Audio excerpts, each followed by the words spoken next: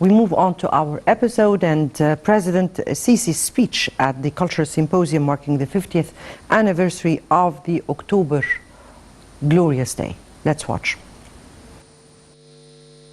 President Abdel Fattah el-Sisi addressed a cultural symposium marking 50th anniversary of October War victory and extended his greetings to all Egyptians, describing the day as the day Egypt turned wounds and pains into a great drive for work, crossing the invincible barrier between defeat and victory, between desolation and pride.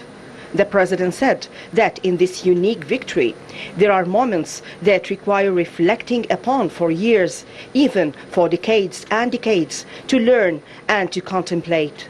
He added that the moments were derived from values when summoned success and excellence are present, precise and accurate scientific planning that brings upon organized coordination and leverages all the capabilities and potential driving the system's performance to its highest level, and disciplined implementation with its sophisticated performance and impressive system and arrangement.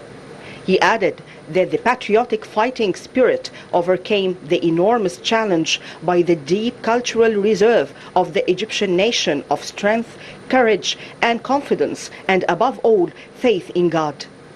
The head of state saluted the Egyptian vigilant armed forces serving the homeland, the Great October generation, stressing that they proved once again that Egypt has men in every era who are well aware of its great value and are always able to preserve the homeland and its advancement. He also paid tribute to late leader Muhammad Anwar al-Sadat, the hero who was martyred at the Peace Memorial, after crowning his efforts with the honor of war for the homeland, and to the righteous martyrs of Egypt in the October War. President el-Sisi said that Sinai is a precious trust entrusted to Egyptians, noting that the cost at which we regained it was high, asserting that now we have a duty to rebuild and develop it in a manner consistent with the great ambition for our homeland. He added that we already started by an unwitnessed scale of work and hundreds of billions of pounds spent, saying that no amount of expenditure can compensate for a drop of Egyptian pure blood that spilled over this precious land, whether at the time of regaining it from occupation or purging it from terrorism that extended for more than 10 full years. President el-Sisi concluded by saying that Egyptians are determined to preserve their homeland, develop its resources, and advance Egypt by building the components of comprehensive power, economically, technologically, and developmentally, for Egypt to soon reach the status to which its great people aspire, and that benefits its glorious history.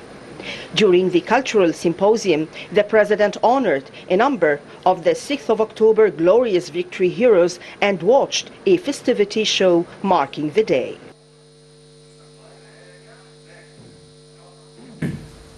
Welcome back, and before I move on with our discussion, let me first welcome our very distinguished guest, one of the heroes of this glorious day, Colonel Helmy Zaki, leader of the Commandos Group until April 1973, and leader of the Commandos at this very particular time. سيادة العقيد حلمي زكي. Colonel Helmy Zaki. أنا متشكرة جدا لوجود حضرتك. Thank you very much for being with us tonight on the daily debate. It's an honor for us to be having a hero of the October War victory. Thank you very much for inviting me, and thank you for Nile TV International for the invitation. I would like to start with how we prepared for the October War victory in terms of military acquisitions and to be restructuring the army and the defenses that we have had here in 1973. It took a lot of sacrifice back then. حضرتك لو تقدر تدينا نبذة So how can you describe الوقت دوت about the preparations and your memories regarding such a time? In the name of God, in any interview, I would like to start that I have always said over the years. Would you please let me say it? I would like to thank my homeland, and I wouldn't be caring to be offended regarding the preparations for the October War victory. It is not less than the war itself. I would like to start first with something important. I would like to talk about 7 Egyptian leaders who had impacted the October War victory. Every one of them has had an important role in preparing for the war and was very important for the victory which took place on the 6th of October. The first of them is Field Marshal Muhammad Ali Fahmy,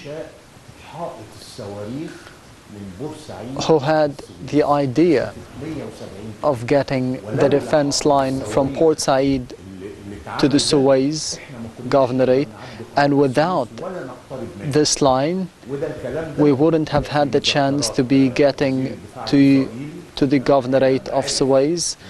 And this is according to the memoirs of the Israeli defense minister, who knew that there is a defense line from Port Said to the Suez Canal, and they know they couldn't get near the Suez Canal for up to 15 kilometers. Back then, Field Marshal Muhammad Ali Fahmy.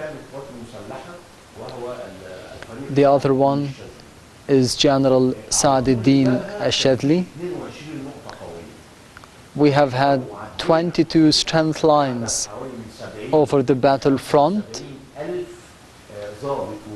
We have had 75,000 officers and infantry battalions and soldiers. So they have had the chance to be annihilating all of those 75,000 personnel. So in front of every strength point, they have had 22 of them. We have had another point which had tanks and other equipment and military equipment to be defending our lines. Of course, the other is General Zaki Yusuf, who had the idea of water to be defeating the Bal line, and the line that defended the Bal line for Israel. His idea of using pumping water and hoses to be getting down the barrier. One important point is General Ibrahim Shakib, who have had the idea of making the napalm pipes inefficient. He has had the idea, and who have had the idea is the engineer Ahmad Hassan. He invented a substance that could be in water, could be having another attraction for the pipelines of the napalm. General Salah Fahmy has had the idea and the timing and the day itself. The timing was the most surprising element for the opposition. All of the third generation wars regarding tanks and airplanes, it used to take place at the beginning of the day or the end of the day. But for us, it started at 2 p.m. for military reasons. And whoever chose this timing, and of course the information from the intelligence authorities and the weather conditions. And for the last one, and I left him for last because he was one of the more important, who has had the plan of the strategic deception in the history of wars.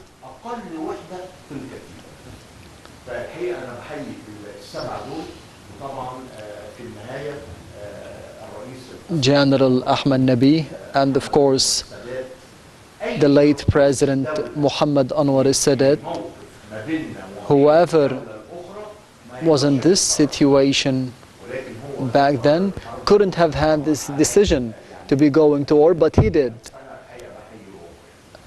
And I would like to salute his soul. I would like to ask you, how would you describe, why would you describe the victory of Egypt against Egypt as complicated? The October War, it's a miracle in itself. We could have said that it is a miracle because we have had a part in it. But this is the statement of the Western nations, not from us. In comparison to the forces and the equipment between Egypt and Israel,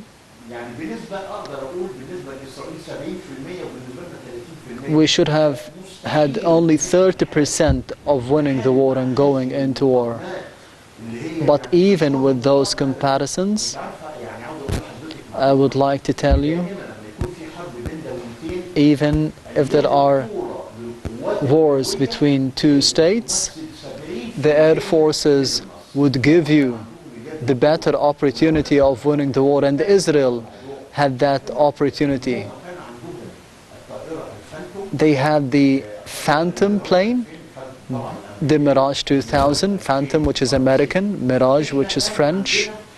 We have had the MiG-21, Sukhoi, MiG-17, and of course airplanes that have had part in the World War II. Some exporting countries for military equipment and arms, they used to give us the third grade equipment or third grade arms. As for Russia, they used to be having the Sukhoi 25, but we have had the 21. They were better in terms of equipment, air defenses, air forces. In terms of rockets, they could have had rockets that could be reaching 22 kilometers. We only reached 17. They have had the tanks M1, the Sherman from France, the Baton from England. They have had better maneuvers. They have had the latest in terms of science and technology, but we have had the Teal 54 and 34, which took part in the World War II, so in terms of comparisons, it was impossible for us to go to war. As for the obstacles, the water obstacle is the biggest in terms of going to war. 200 meters of water at the Suez Canal. If we could have crossed this water barrier, everyone said it would never have been breached except for a nuclear bomb but for the idea of Marshal Sa'd-ad-Din al-Shadli, we have defended ourselves. For the gravel barrier, it was 22 meters in height. It was hard to be going up for 22 meters. The infantry battalions and the soldiers, they have had a lot of equipment that could be weighing up to 22 kilograms, 22 kilograms. They could be getting rockets with them over the barrier. It was so hard, but we have had enthusiasm with a high morale. We got up those 22 meters, and as for the pipelines that got napalm out of it in the water, napalm was very thick. Whenever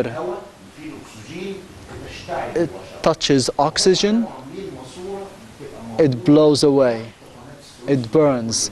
And they have had napalm pipelines under the Suez Canal. Whenever the Egyptian forces crossed the Suez Canal, they could have had napalm fires all across the Suez Canal for the Egyptian forces, but we have had the idea of General Ibrahim Shakib, and of course implemented by engineer Ahmed Hassan.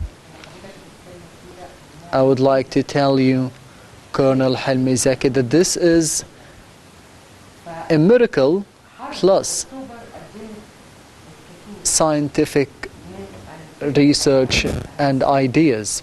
The October War victory had given us a lot of ideas of strategies, and we have changed days of war all over the world, and this has had a big impact regarding the defense lines.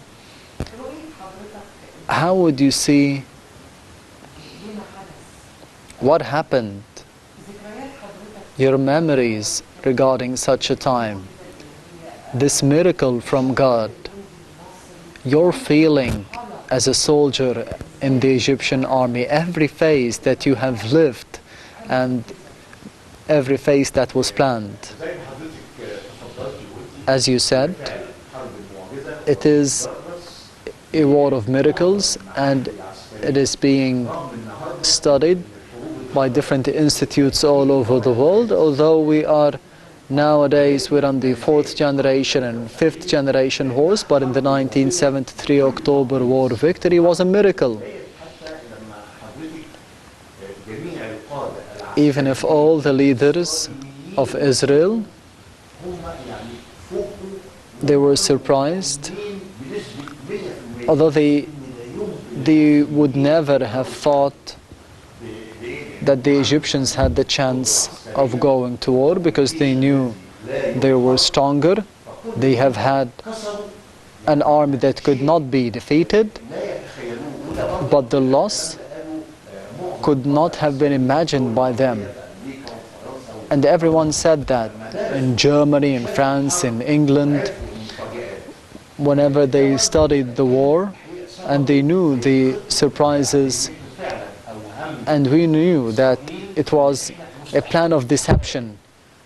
We have had the idea of giving them the idea that we're not going to war, so it was a social plan, an economic plan, a health plan, a military plan.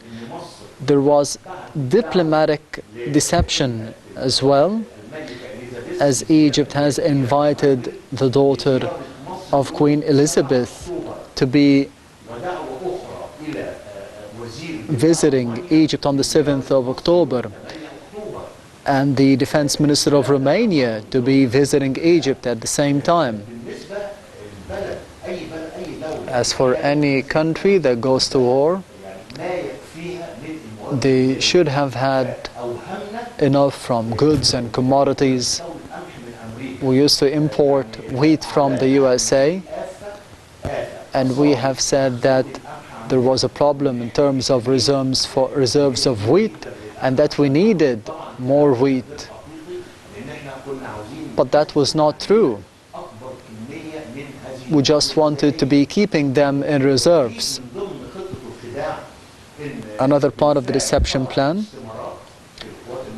is that we have had printed invitations for the Umrah of Ramadan, and a lot of officers, and I was one of them. I wanted to go to the Umrah in Ramadan after the day or the 20th day. There were applications and procedures.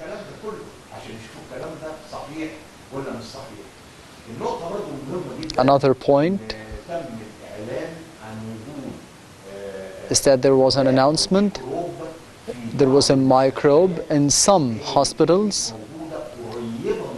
that were near to the battlefield in the Suez Governorate, Port Said and Ismailia Governorates. And this microbe led to the evacuation of hospitals. And the last maneuver at the end of September, this maneuver had military equipment and arms and reserves. After the end of the maneuver, we kept a lot of soldiers in the reserves, and not all of the equipment has returned after the maneuver. There were other places that they would be going to be used during the war. We have had a lot of orders, secret orders. We have had boats being put into boxes, small boxes. No one knew what was inside the boxes. So the deception plan that was implemented was of a very high level. And the last surprise, at the Deversoir area, we used to play football on the 6th of October. During the day, we played football, a football match at the beginning of the day. Another group used to fish in the Suez Canal itself. At the end of the episode,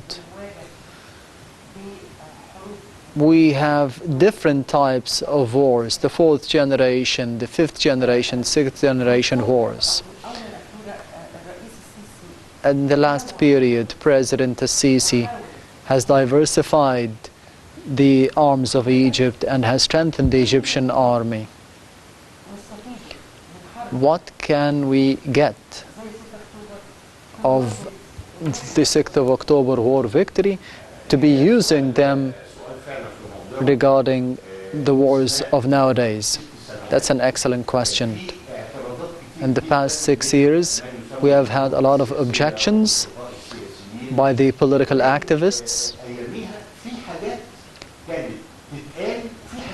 But some things cannot be said all the time.